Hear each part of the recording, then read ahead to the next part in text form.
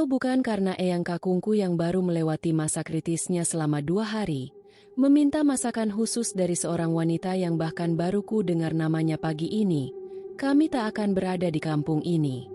Aku dan mamaku sedang dalam perjalanan mencari rumah Bu Delastri. Sesuai alamat yang diberikan eyang kakung, rumahnya ada di dekat pos Kamling. Kami berdua celingukan di dalam mobil yang berhenti di depan pos Kamling. Mamaku yang bertubuh gempal turun lebih dulu untuk memastikan. Terik matahari di siang bolong membuat kepalanya pusing. Karena itulah buru-buru mama menanyakan alamat kepada seorang warga setempat. Tak ada yang spesial dari rumah itu, jika aku tidak tahu siapa yang menghuninya. Eyang kakung bilang seorang wanita ahli masak tinggal di sana. Dan kami harus menemuinya demi memenuhi permintaan eyang kakung ini.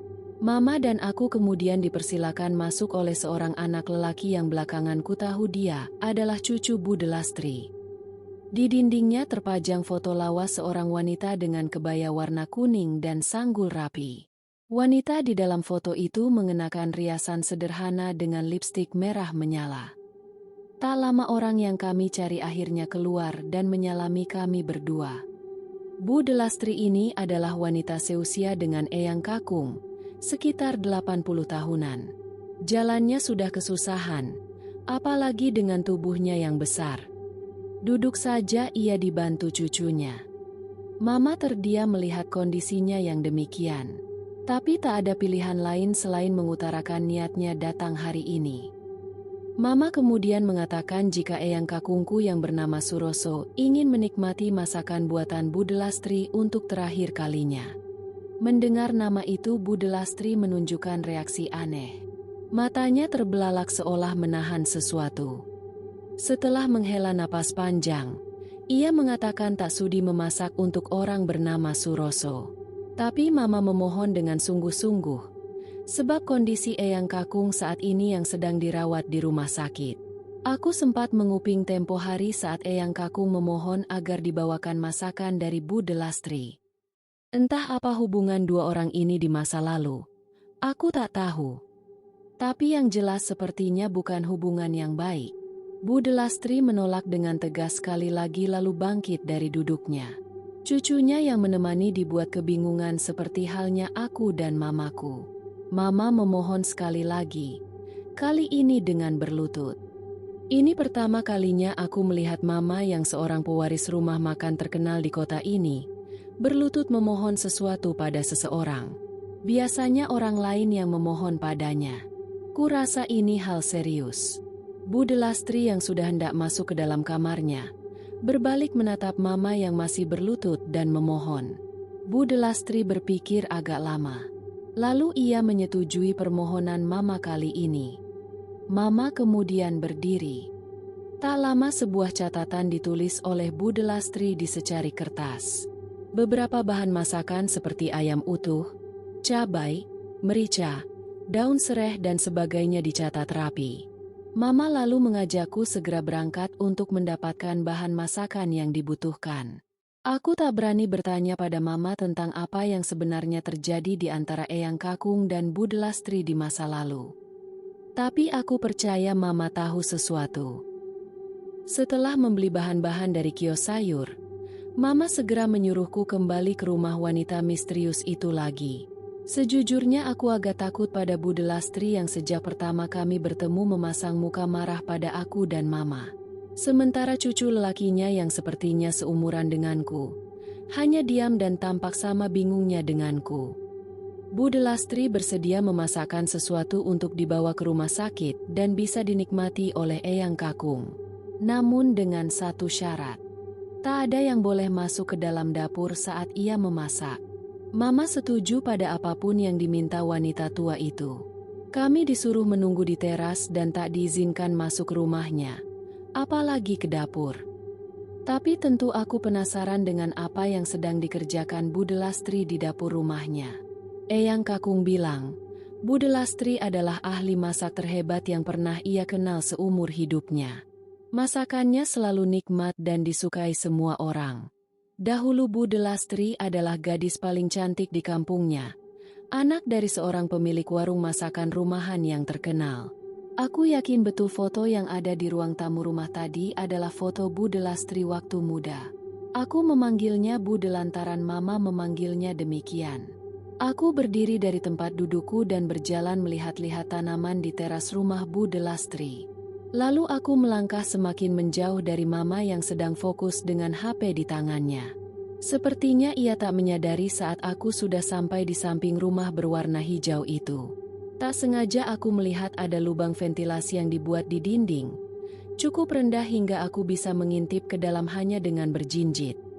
Betapa kagetnya aku melihat isi di dalam rumah Bu Delastri. Kebetulan lubang ventilasi itu ada di bagian dapur. Kulihat wanita tua itu memotong bahan masakan yang tadi kami beli. Ia mengaduk-aduk isi panci begitu lama.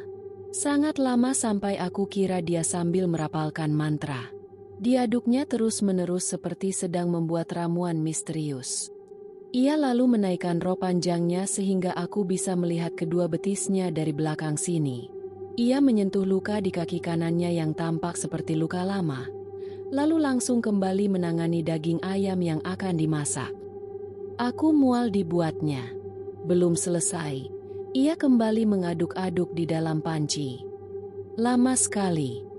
Karena penasaran aku masih mengintipnya.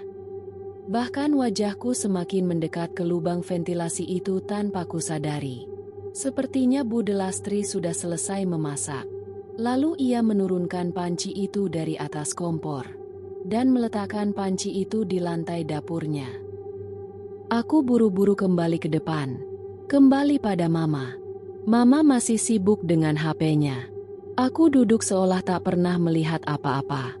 Tak lama cucu Bu Delastri memberikan wadah dengan masakan seekor ayam dengan kuah kuning yang masih mengepul. Aromanya begitu nikmat.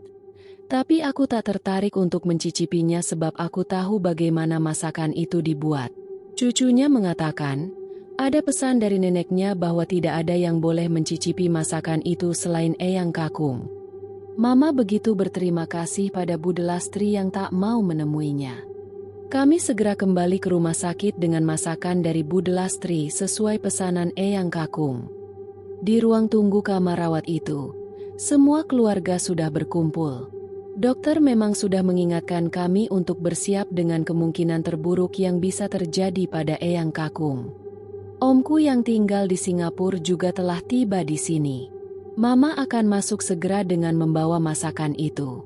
Tapi kutahan dan kubisikan padanya bahwa tadi Bu Delastri memasak dengan cara yang tak layak. Mencampurkan sesuatu dari lukanya sendiri saat memasak.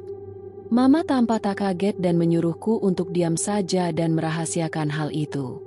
Ku intip dari kaca bahwa Eyang Kakung yang sebelumnya hanya bisa berbaring lemah, kini tampak sehat segar bugar lagi.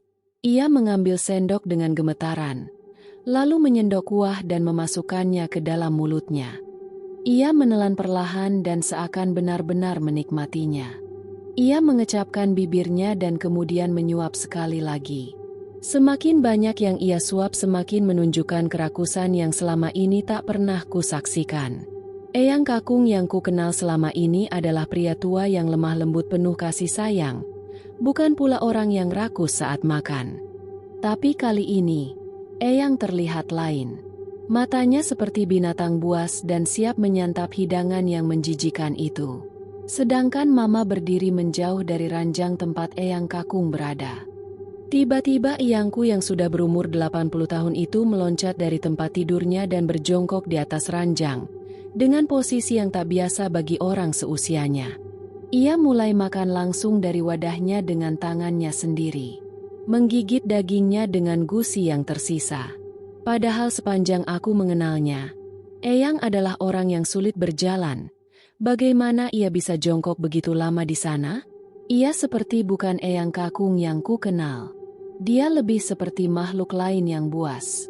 Setelah masakan di wadah itu habis, Eyang dengan tiba-tiba melompat ke arah Mama, menyerangnya dengan ganas. Aku refleks membuka pintu kamar tempat Eyang dan Mama berada dan merangsak masuk ke dalam diikuti keluarga lainnya. Situasi tak terkendali. Eyang benar-benar menyerang Mama, entah bagaimana caranya. Kepala Mama terluka dan mengeluarkan darah. Sementara mulut Eyang berlumuran kuah masakan dan bercak merah. Ia bahkan bisa tertawa lebar setelah melukai putrinya sendiri. Mama bilang tidak apa-apa. Tapi aku tetap ketakutan kalau Mama kenapa-kenapa. Setelah tertawa lepas tak terkendali dengan tawa yang liar, Eyang lalu diam seketika dan ambruk di lantai. Membuat kami semua panik. Situasi kacau ini, apakah karena masakan yang kami bawa, atau karena sesuatu yang lain? Mama dirawat di ruangan lain sementara Om dan keluarga yang lain malah mengkhawatirkan aku. Om memanggilku masuk ke dalam ruang tunggu. Di sana sudah ada seluruh keluarga. Sebagai satu-satunya cucu Eyang Kakung, kurasa mereka ingin memberitahu kondisi Eyang saat ini. Tapi ternyata aku salah. Bukan itu yang hendak mereka katakan.